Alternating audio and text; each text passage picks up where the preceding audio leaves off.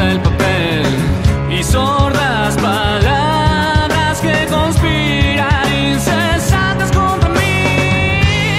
Me llevan preso ante ti, sin argumentos, sin sentencias, sin oír. Hola a todos, vamos a continuar con nuestro curso y en esta ocasión vamos a continuar hablando sobre epidemiología o más concretamente de modelos matemáticos en epidemiología, ¿no? Entonces, como cuando empezamos con ecología, la vez pasada dimos una introducción rápida al tipo de modelos que nos vamos a estar enfrentando. Entonces vamos a empezar a hacer el análisis de algunos de estos modelos epidemiológicos con las limitaciones, con las características que estuvimos comentando, que pueden ir desde falta de realismo, ¿no?, hasta alguna otra cosa más importante, ¿no? Ahora, el modelo que vamos a estar visitando hoy es el modelo de Kermack y McKendrick. Este es uno de los modelos que más se han estudiado en epidemiología matemática. El trabajo de Kermack y de McKendrick se considera uno de los trabajos seminales, ¿no?, en epidemiología.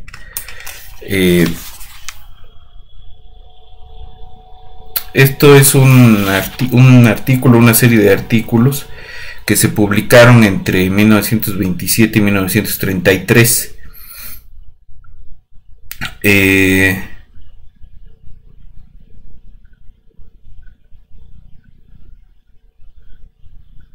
A partir de allí, pues empieza a ver el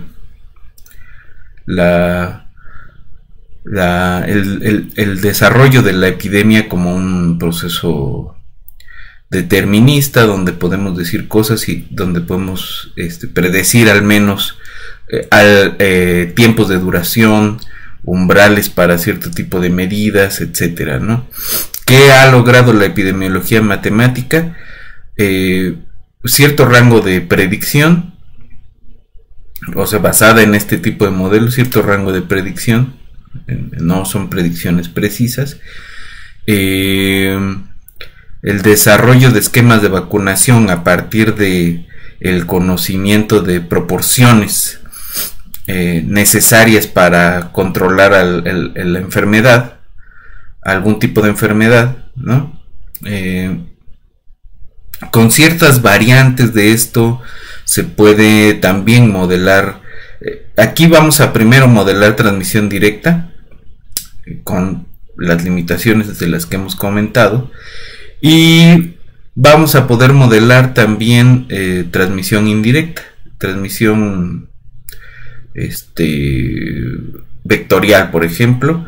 Entonces ese es otro tipo de modelo del cual vamos a hablar más adelante, pero que abreva de esta misma idea de consideramos a las clases epidemiológicas como poblaciones separadas y poblaciones esencialmente independientes, y consideramos el evento de vacunarse como un evento equiprobable e independiente para cada individuo, ¿no? Entonces, las mismas suposiciones, el mismo mecanismo matemático es el mismo que hay detrás de esto.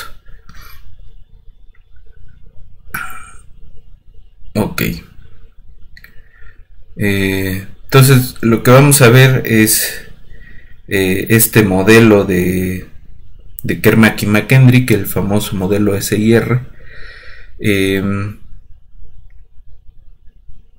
y luego vamos a empezarnos a mover a otro lado, ¿no?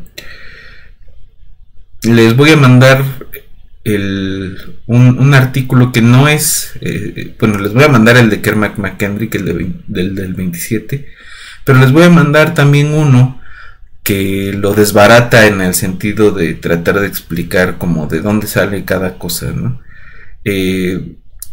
Este segundo pues es un capítulo en un libro bastante interesante que aborda la historia de la epidemiología matemática a través de leer los artículos seminales, ¿no? Entonces es un muy buen libro y es un muy buen ejercicio echarle una leída o dos,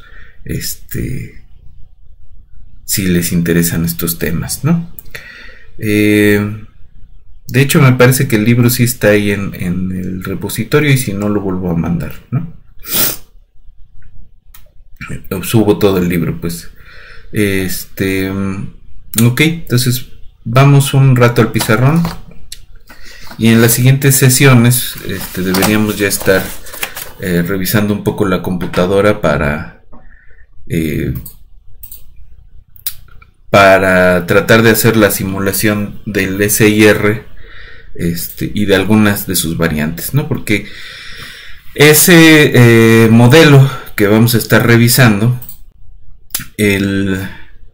la idea principal que hay detrás de esto es no solamente que podemos separar, sino que son las únicas tres clases que nos interesan, ¿no? Entonces, de acuerdo con la enfermedad, puede haber otras cosas que nos interesen. Se van a ir complicando los modelos, y entonces, de tener únicamente tres clases de población, vamos a terminar con un montón, ¿no? Podríamos tener hasta 9 o más, ¿no? Entonces, de entrada, pensar en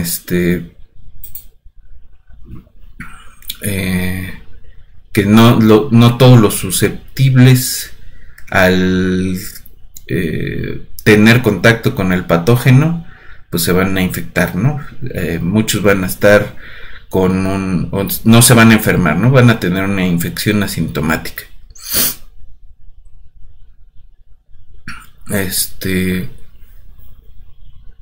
Entonces, esa infección asintomática, ¿qué es lo que cómo se detecta? ¿No? Es indetectable, pero produce más infecciones. Entonces esos no los podemos tratar como infecciosos. Los tenemos que tratar como infecciosos, pero no los podemos tratar como infectados. No en el sentido de podemos verlos y vamos midiendo a quién infectaron, ¿no? Entonces, cuando metemos tiempos de latencia, necesitamos meter una clase más, que es la de los infectados latentes. O si no fueran latentes, pero son asintomáticos, ¿no? O sea, está presente el patógeno, está activo el patógeno, pero su infección es asintomática, ¿no? Como vimos con lo del COVID. Entonces necesitamos una población de infectados asintomáticos. Si fuera una infección de transmisión sexual, por ejemplo, el virus de papiloma humano, es asintomático, estadísticamente es asintomático en hombres, ¿no? Estadísticamente. Entonces nos interesa la diferencia entre hombres y mujeres, ¿no? Entonces, hombres infectados, que generalmente son asintomáticos, mujeres infectadas asintomáticas y sintomáticas. Entonces necesitamos meter más clases después, que solamente susceptibles, infectados y posiblemente removidos del sistema. Entonces lo primero que se hace generalmente son los tiempos de latencia.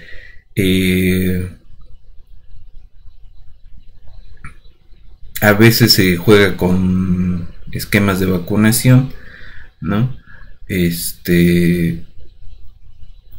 enfermedades que dependen de la estructura demográfica, ¿no? De las edades, de los sexos, ¿no? Entonces, el BPH es una de esas, ¿no? Nos interesa entonces otro tipo de meter más estructura en la población. Va a inducir que existan más clases epidemiológicas, ¿no? Pero pues hay que entender primero en qué medida estamos explicando el fenómeno, hasta qué nivel, y ver a partir de eso cuáles son las necesidades que tenemos, ¿no? Entonces vamos a estar jugando unos días con ecuaciones diferenciales. Primero con el modelo Kerr-McKendrick y todos sus parientes. A partir de ello vamos a hablar sobre mecanismos de control, ¿no?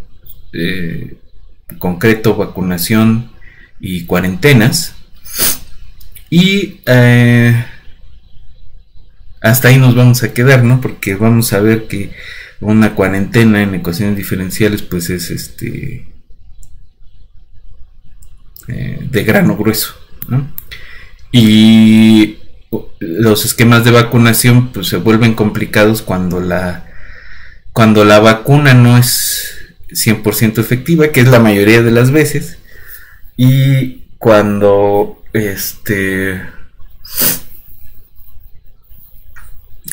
es 100% efectiva, y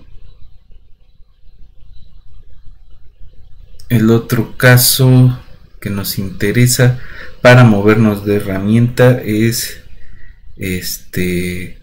cuando es muy específica, ¿no? Que tenemos varias cepas de la misma enfermedad y la aplicación muy generalista de una vacuna hiperespecífica pues puede provocar que se esté induciendo que la cepa a la que está dirigida pues va a ser reemplazada por otra cepa quizás más agresiva, pero el hecho es que va a ser reemplazada, ¿no?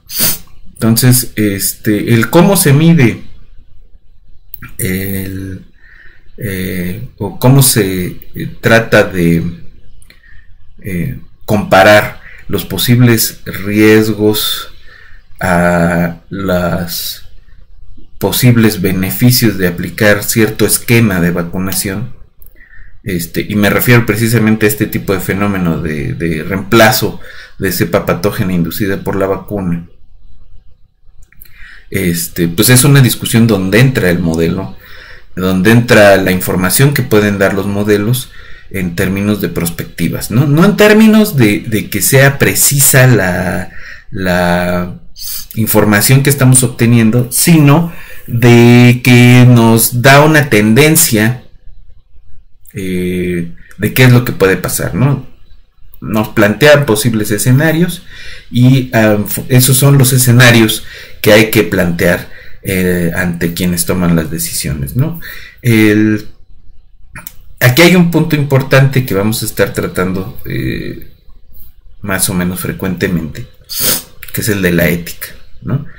Hay, si ustedes revisan entre los trabajos sobre epidemiología, matemática y modelos con vacunación, hay mucha gente que tiene relación con los laboratorios que hacen las vacunas, ¿no? Entonces, la información y cómo presentan ellos ese tipo de resultados, hay que verlos desde esa óptica, que son gente que está recibiendo recursos de las farmacéuticas, ¿no?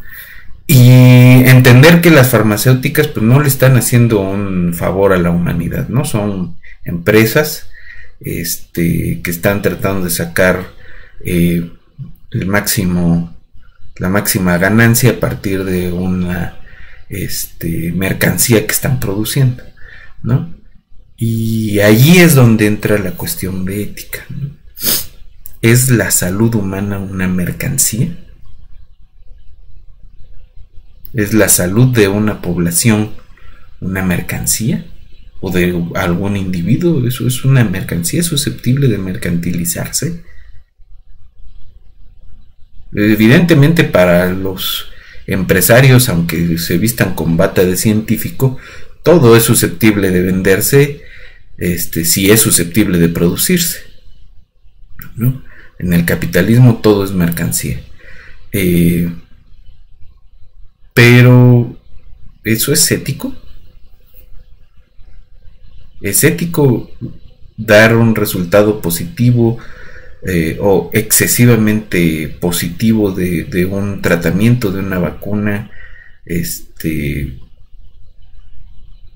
dando argumentos con rodeos o no señalando que el modelo que estamos usando pues tiene sus limitaciones, que hay información que no estamos teniendo, aunque el modelo nos diga sí, esto va a funcionar? No decir que lo que nos realmente está diciendo el modelo es hasta donde entendemos puede funcionar, ¿no? Esas minucias son importantes porque estamos hablando de la vida de las personas, ¿no? Estas no son vacas esféricas, son individuos y pues estamos modelando seres vivos, ¿no? Seres sociales, ¿no? Eso no se nos tiene que olvidar. Ok, entonces vamos al pizarrón y continuamos.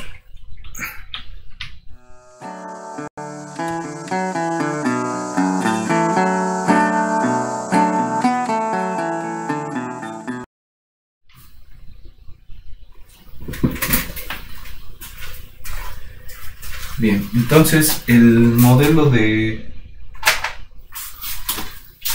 Kermack-McKendrick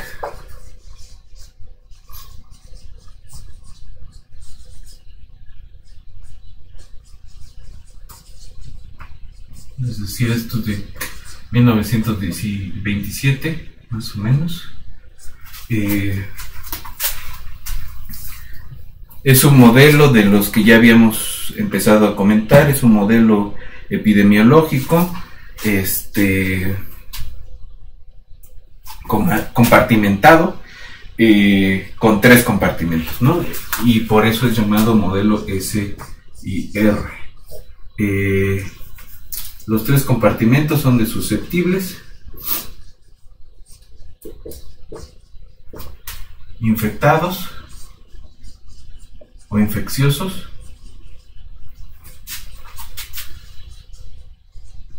es decir, no solamente infectados, sino que transmiten la enfermedad, y un tercer cajón que es el de los removidos.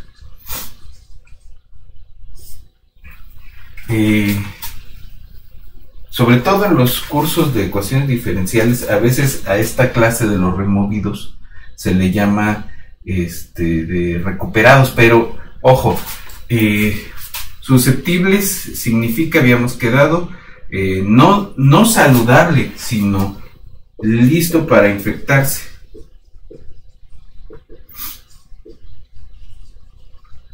Son individuos que no tienen la enfermedad y que pueden infectarse. Eso, pues, está a discusión si eso es ser saludable, ¿no? Entonces a veces a los susceptibles les llaman saludables, pero no. Infectado, infeccioso, pues son los que están listos para transmitir la enfermedad.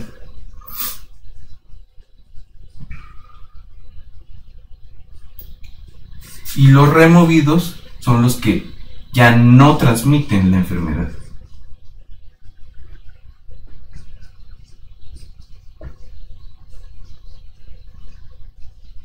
Eso es diferente de estar recuperado, ¿no? Esto es diferente de ser sano y esto es diferente de estar enfermo, ¿sí? Estos pueden no estar o no sentirse enfermos, pero están listos para transmitir la enfermedad. O sea, transmiten la enfermedad. Y eso es importante, ¿no? ¿Qué es lo que estamos modelando? Transmisión.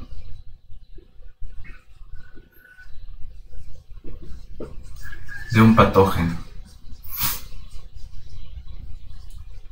De algún algún agente vivo que produce una enfermedad. No estamos con el modelo SIR modelando el proceso de enfermedad. Estamos modelando únicamente la transmisión de un patógeno entre distintas clases de individuos en el sistema epidemiológico. Entonces esa parte hay que entenderla, ¿no? Ahora, ¿cuál es la idea? Eso ya habíamos hablado un poco. Los susceptibles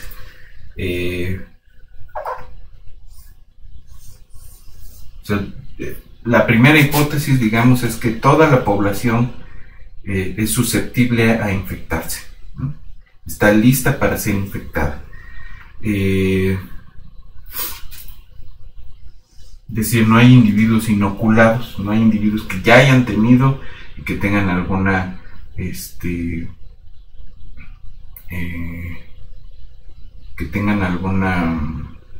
protección, ¿no?, biológica. Entonces, los susceptibles se infectan al tener contacto con un infectado, con un individuo de la clase I, a una tasa alfa. Esta tasa es el límite de una probabilidad, ¿no?, de infección, ¿no? Entonces esta alfa es una tasa de infección.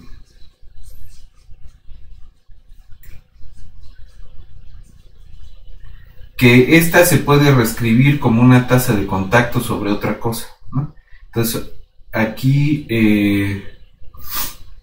o una probabilidad de contagio también se le puede llamar, ¿no? Pero la alfa, eso es lo que representa, ¿no?, una velocidad a la que se contagia.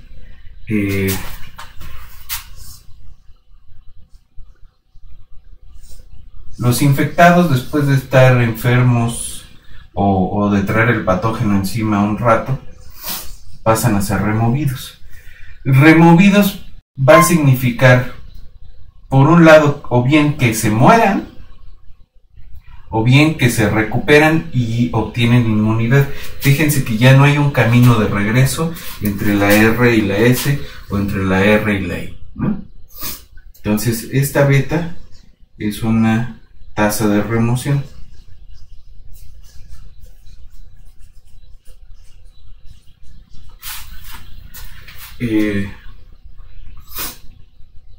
Ahora, entonces, con este esquema podemos escribir el sistema de ecuaciones diferenciales.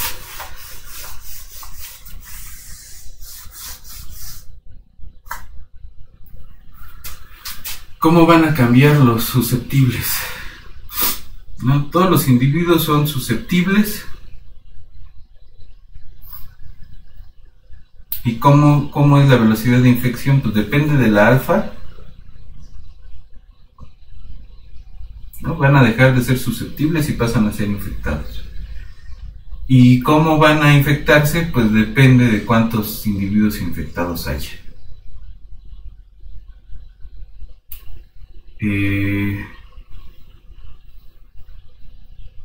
Entonces sí hay una velocidad aquí de transmisión, y el vehículo que se usa pues es que todo contacto, esa es otra hipótesis simplificadora, todo contacto de un susceptible con un infectado es probablemente un contacto infeccioso, o muy probablemente, ¿no? La clase de los infectados tiene entradas y salidas, ¿no? Entonces tiene un término positivo, porque esta alfa,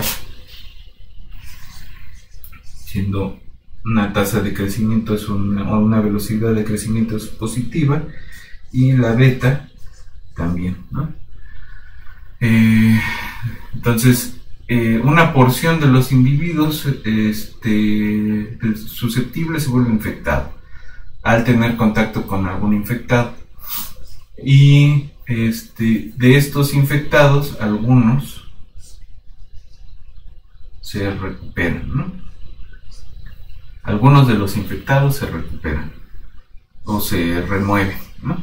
Dejan de ser infecciosos, dejan de transmitir la enfermedad y entonces la R es así. Fíjense cómo esta ecuación no depende de la misma R. Estas dos, pues sí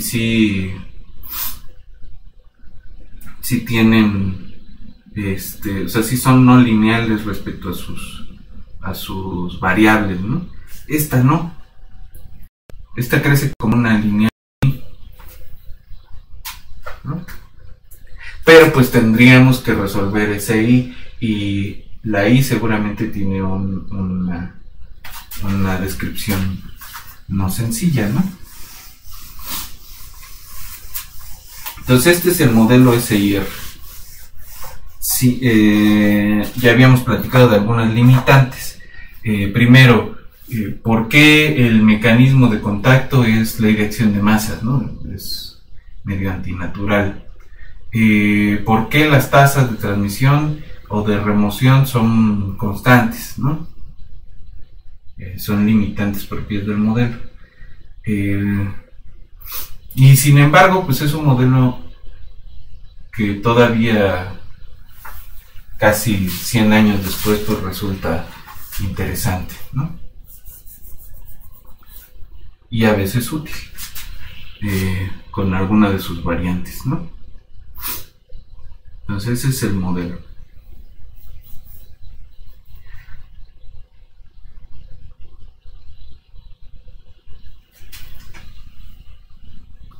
Decíamos la vez pasada que lo más sencillo o la forma más sencilla del proceso es cuando no hay remoción, ¿no? Los infectados vuelven a ser susceptibles, ¿no? Entonces esta produce un modelito. La S, ¿cómo va a cambiar? Pues algunos susceptibles se infectan a tasa alfa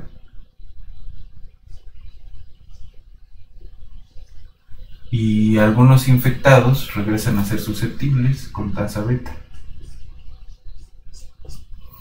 ¿no? Y la I, pues es una cosa parecida, ¿no? Beta I más alfa menos beta I más alfa y S, ¿no? O SI. Entonces otra limitante que tenemos en los dos modelos es que no estamos considerando que puedan haber nuevos individuos. Es decir, estamos suponiendo que la dinámica de la enfermedad ocurre tan rápido que no es interesante tener nuevos individuos en el sistema, ¿no? Esa es una limitante fuerte. Entonces, meter términos de nuevos nacimientos o de nuevos individuos susceptibles, pues es casi siempre necesario, ¿no? Entonces vamos a quedarnos de momento con estos dos modelitos.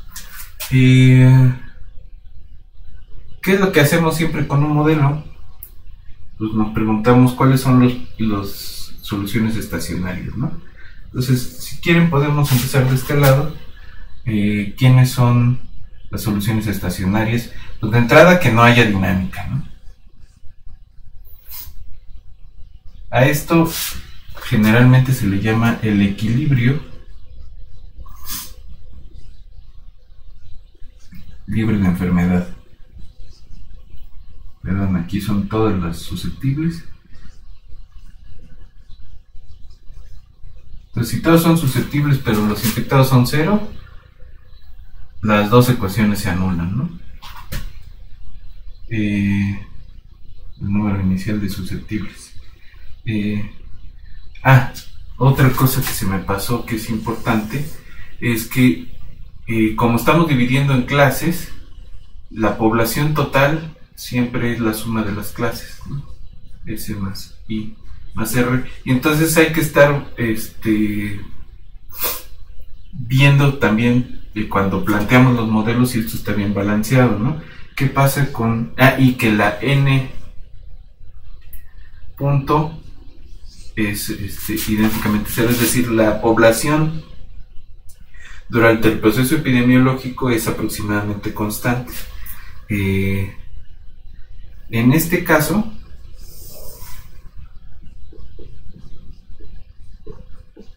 ¿qué tenemos? Entonces, menos alfa SI más alfa SI menos beta I más beta I, esto sí es idénticamente cero, ¿no? En este caso, tenemos S punto más I punto es menos alfa SI más alfa SI menos beta I más beta I, ¿no? Aquí es sencillo, pero siempre hay que estar verificando esa parte, ¿no? Entonces, lo dejamos así. Este primer punto es el equilibrio libre de enfermedad, ¿no? Ahora, hay otro punto para I's distintas de cero que sea un equilibrio de este sistema. Entonces, si suponemos que Y es distinto de cero, la S punto igual a cero es menos alfa y S más beta I, o bien 0 igual a menos alfa S más beta, ¿no? Suponiendo que la I es distinta de 0. Y lo que vamos a tener es que menos que S es igual a beta sobre alfa, ¿no? Entonces, este ya no es cualquier valor, ¿no? Es un punto de equilibrio para esta cosa. Ahora regresamos a la ecuación de la I. Tenemos que 0 es igual a menos beta por I menos, a ver, dejémoslo así, 0 es igual a I por menos beta más alfa por el valor que encontramos ¿no?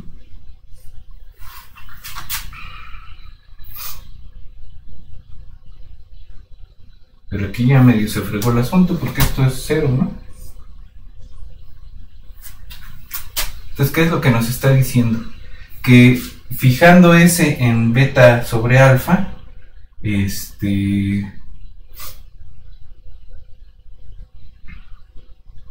todas formas se van a ir los infectados, ¿no? Y esto es justamente por esta dinámica que estamos haciendo ahí, ¿no? Ahorita vemos qué otra cosa podemos decir de eso. El de 3 estados, ¿no? El de posibles, el que sí estamos generando algún tipo de inmunidad, en el mejor de los casos, ¿no? ¿Cómo se va a ver el equilibrio libre de enfermedad? Pues son los susceptibles. Hay 0 infectados, y si hubo 0 infectados, entonces 0 removidos, ¿no? Entonces ese es el equilibrio libre de enfermedad. Y pregunta, ¿hay otro equilibrio? Entonces supongamos que I otra vez es no nulo, y vamos a ver cómo se ve esto. Entonces tenemos las ecuaciones: 0 igual a menos alfa SI, entonces la S sería 0 y todos estarían infectados, ¿no? 0 igual a alfa SI menos beta I, y 0 igual a beta I. Fíjense cómo si la I es distinta de 0, pues esta no se anula, ¿no? Todavía podría ser que ese fuera 0.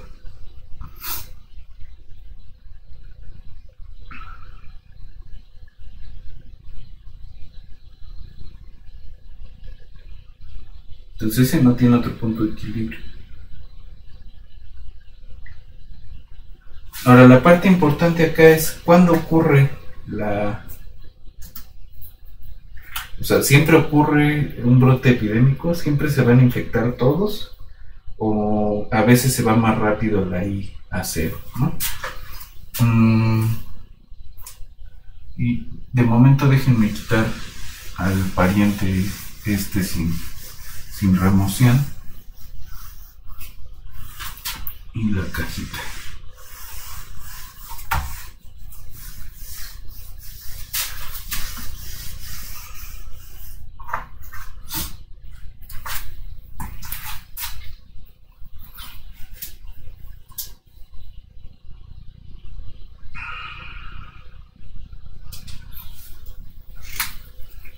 ¿Cuál es el número o la cantidad total de infectados en ese caso?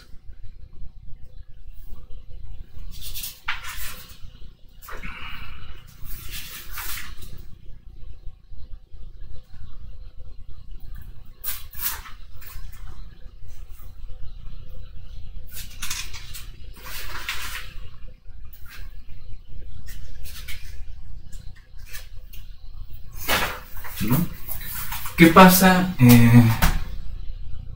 con las condiciones iniciales, ¿no? Estamos suponiendo que en todo momento se cumple esto. Entonces, el número inicial de susceptibles más el número inicial de infectados siempre es n, ¿no? La n aproximadamente constante. Entonces, si conocemos el número inicial de susceptibles, pues los infectados son simplemente n menos ese 0, ¿no?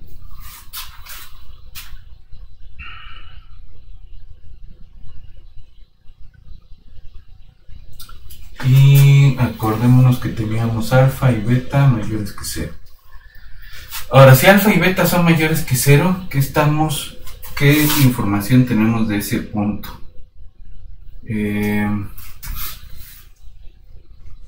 S e I son poblaciones, entonces esto siempre es mayor o igual que 0. Y la alfa es estrictamente mayor que 0. Entonces ese punto siempre es menor o igual que 0. Es decir, esta es decreciente, ¿no? Ese es decreciente.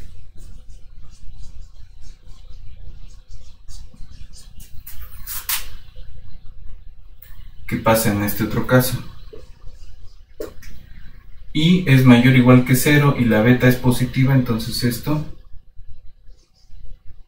R es creciente. Ambas son monótonas.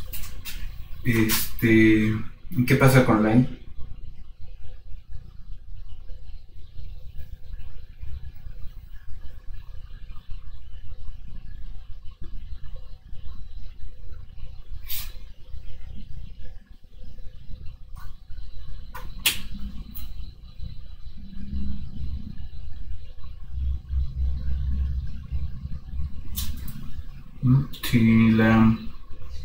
Si suponemos que I es idénticamente distinta de 0, entonces I punto dividida por I, ¿quién es? Pues es alfa S menos beta, ¿no?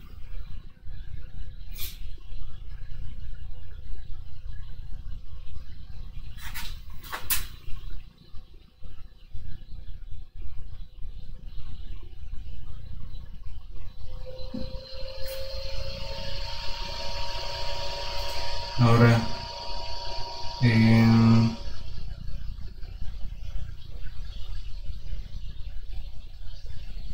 ¿qué pasa con la I punto? Pues sabemos que S e I pueden ser positivas, pero no sabemos qué pasa con la I punto, ¿no? Entonces, si I punto es menor o igual que 0, entonces esta parte de aquí, es decir, ¿qué significaría esto? Que la I es decreciente, ¿no? No en todos lados la I es decreciente, eso lo vamos a ver a continuación. Pero si ocurriera que esta cantidad de infectados, velocidad de infección es decreciente, ¿qué pasaría con esto? Pues tendríamos que alfa S menos beta es mayor o igual que 0, ¿no? Menor o igual que 0. ¿No? Porque la I es positiva, ¿no? Entonces esto sería menor o igual que 0. De aquí tenemos que beta es menor o igual que alfa, ¿no? Aprovechando que alfa y beta son positivas, o bien que beta sobre alfa es mayor o igual que S. Otra vez ese mismo parametrillo. ¿Qué están representando esta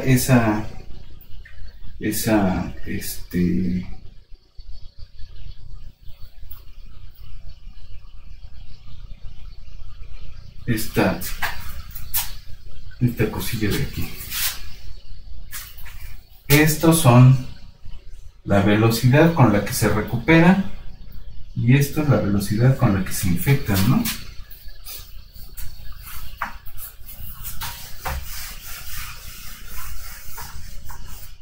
Entonces, pensando en proporciones, proporción de recuperados sobre la proporción de infectados.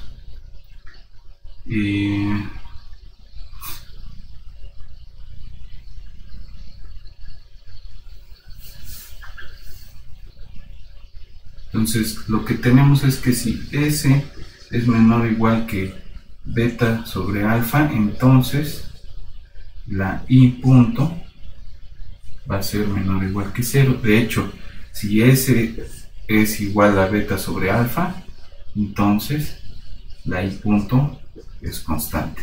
La I es constante, ¿no? La I punto es igual a 0. Entonces, fíjense cómo tener una cantidad de susceptibles menor que esto es deseable, ¿no? ¿Por qué? ¿Qué pasa si alfa S menos beta es mayor o igual que 0? Esto es equivalente a S mayor o igual que beta sobre alfa. De hecho, dejémoslo así, ¿no? La contrapositiva. ¿No? Si S es mayor estricto que beta sobre alfa, entonces beta es menor estricto que alfa por S, y esto se cumple, ¿no? ¿Qué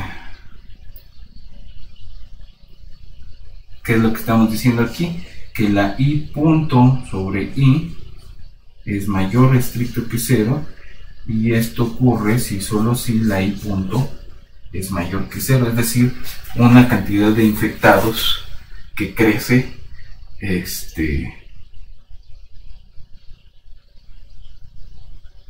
con esta velocidad, ¿no?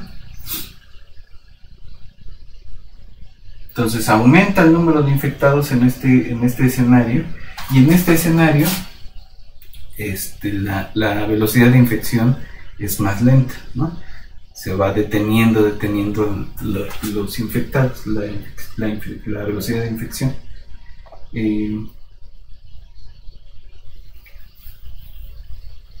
Entonces este parámetro beta sobre alfa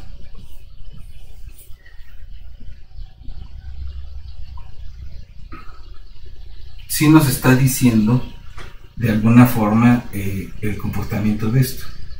Antes de que S alcance beta sobre alfa, los infectados van a crecer y luego su velocidad va a disminuir.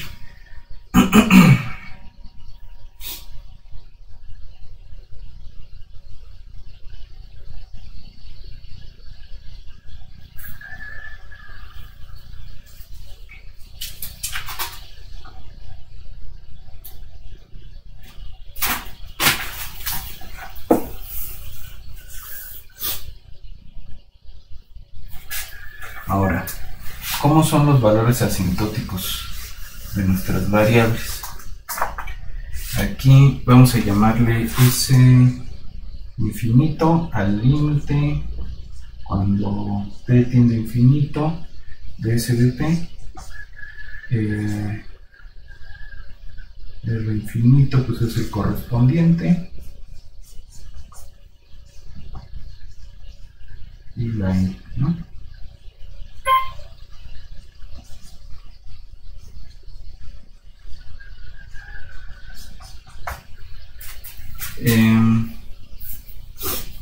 Entonces, ¿cuál es el número total de infectados al final de la observación, si quieren decirle de alguna forma, ¿no? Pues tenemos el número asintótico de infectados, y estos pues hay que quitarle el número asintótico de recuperados, de removidos, ¿no? Y esto entre el total de la población. Estos son los que al final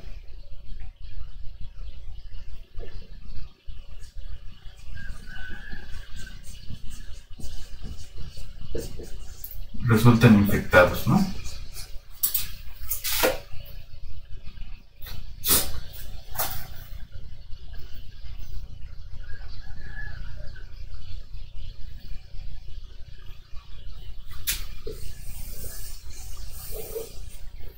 Entonces nos interesa calcular los valores asintóticos tanto de la I como de la R.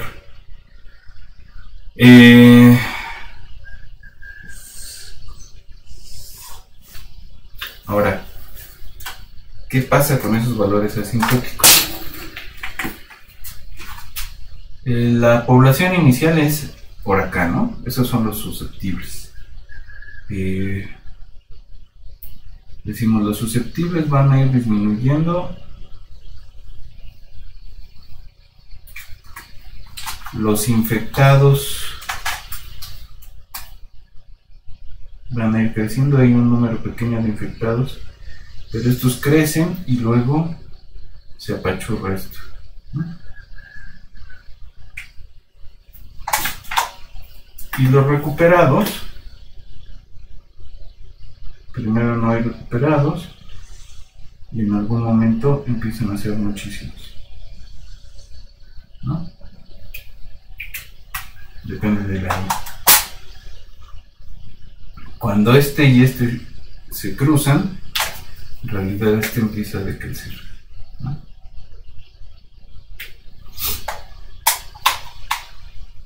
Entonces, ¿dónde está este cruce, ¿no? Eso es lo que va a medir esta cosa. Ahora,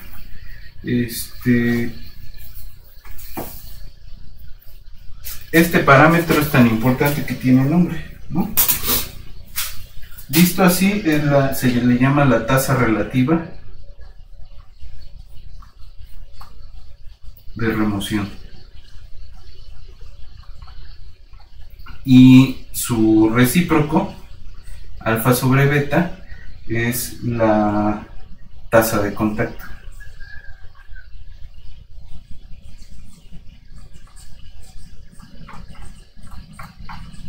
De contactos efectivos, pues.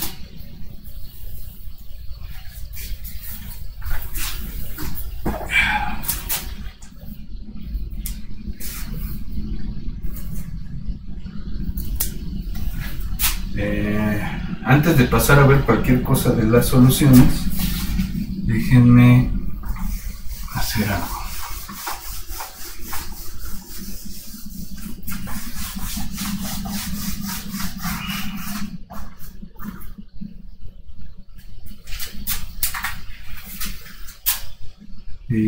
Hablando del proceso infeccioso, ¿no?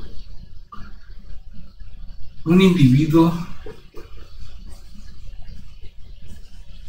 infectado en una población susceptible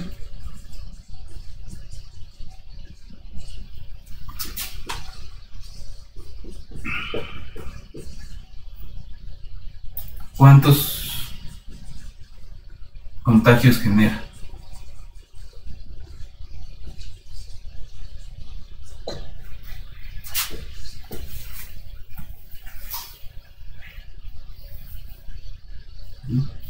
¿Es uno cada vez? ¿Son muchos? Depende de la tasa, ¿no?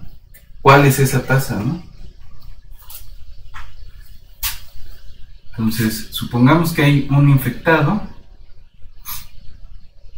¿Y a cuántos se infecta, no? Pues hay una posibilidad de cuántos, pues de alfa por S, ¿no?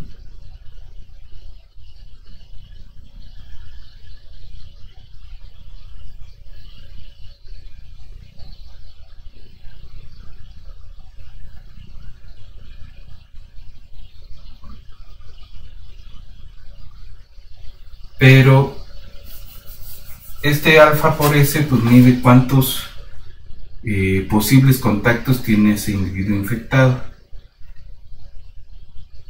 Y hay unos que, aunque tengas contacto, pues no vas a infectarlo, ¿no? Existe esta tasa de remoción que multiplicado, es decir, pensamos así, ¿no? Lo que estamos midiendo es esto, pero la cantidad de infectados que nos interesa ahorita es 1. Entonces, si este individuo era el primer infectado, en realidad hay S0 casos secundarios de esa primera infección, ¿no? Entonces tenemos nuestra tasa de contacto y tenemos nuestra cantidad inicial de susceptibles.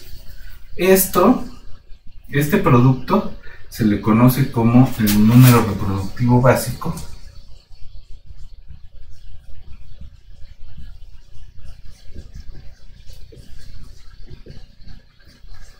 y establece un umbral. En la literatura lo van a encontrar como R0, ¿no?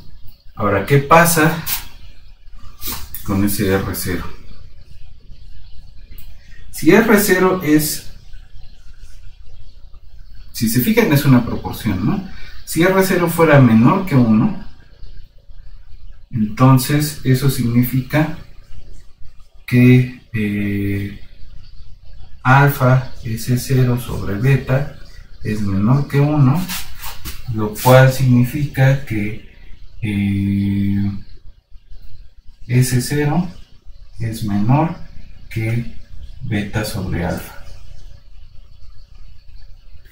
Y si S0 es menor que beta sobre alfa, ¿no? Significa que I punto es menor o igual que 0, ¿no?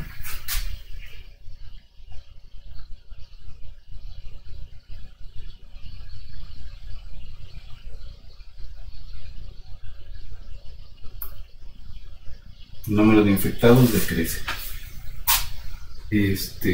Perdón, la velocidad de infección decrece. Si R0 es mayor o igual que 1, de hecho es mayor que 1, entonces pues alfa S0 beta es mayor que 1 y S0 es mayor que beta sobre alfa y la I punto es mayor o igual que 0. Ocurre un rápido crecimiento de los casos infectados, y cuando la R0 es igual a 1, significa que alfa sobre beta es igual a S0, perdón, beta sobre alfa es igual a S0, y entonces estamos en un valor estacionario para la I, ¿no? Lo que ya hicimos hace rato.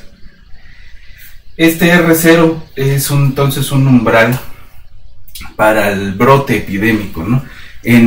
Cuando esa proporción de individuos infectados es suficientemente grande, pues eso es lo que va a estar ocurriendo, ¿no?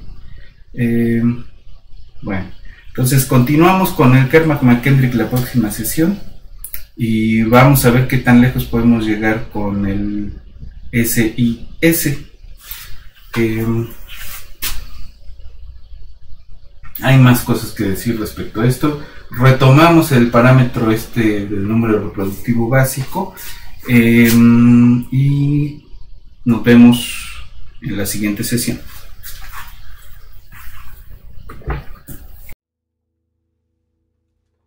My mama was a tailor.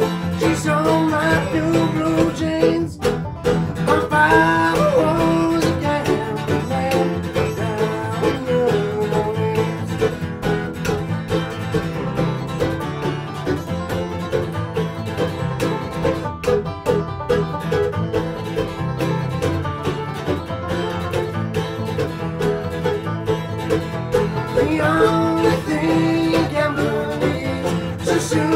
keys and a trunk.